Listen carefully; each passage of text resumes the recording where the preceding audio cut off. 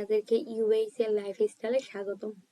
আজকে আমি আপনাদের সামনে নিয়ে এসেছি ট্রাফিক লাইট কন্ট্রোল সিস্টেম, যেটা আমরা এইচটিএমএল এবং সিএসএস ইউজ করে করেছি। আচ্ছা, তা আমরা যদি ট্রাফিক লাইট কন্ট্রোল সিস্টেমে আমরা তিনটি লাইট ইউজ করি, রেড, ইয়েলো, গ্রিন।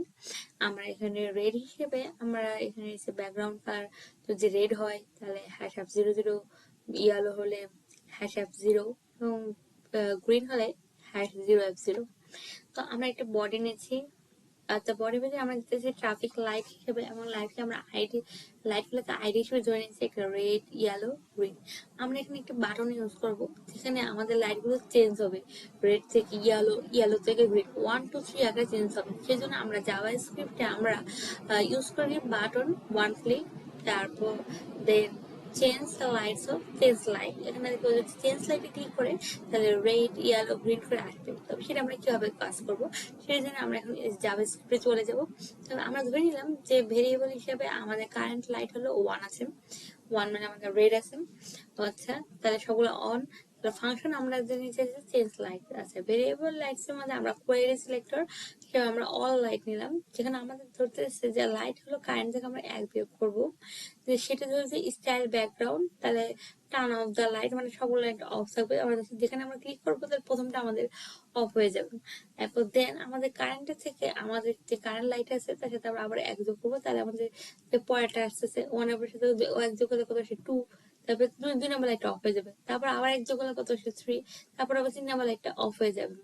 আর যদি সবগুলো লাইট আবার কাজ করছে তখন আবার যদি দেখি যে হ্যাঁ সবগুলো 1 2 3 আকারে আসছে, দেন আমাদের এটা আবার পুনরায় আবার আমাদের নেক্সট লাইটটা আবার টার্ন অন হয়ে যাবে। তো আমরা এখানে ভেরিয়েবল লাইট কালার হিসেবে কি কি নিয়েছি সেটা অ্যারের মাধ্যমে উল্লেখ করেছি, এবং আমরা এখানে কোনগুলো কি নিয়েছি সেটা আমরা একটা স্টাইল শিট নিয়েছি, যেটা আপনারা দেখতে পাচ্ছেন। আমরা স্টাইলের ভেতরে ট্রাফিক লাইট গুলো নিয়েছি এবং উইথ হলো 50 পিক্সেল, হাইট 150 পিক্সেল, বর্ডার গুলো হবে 1 পিক্সেল করে, ব্যাকগ্রাউন্ড হচ্ছে কালার হলো, এবং বর্ডার রেডিয়াস হচ্ছে 10 পিক্সেল।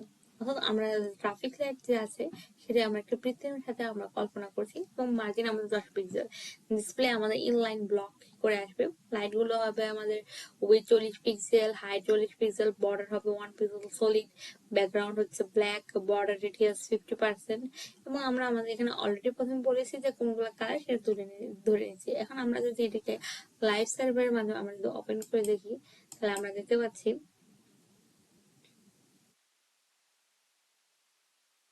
একটু খেয়াল করুন।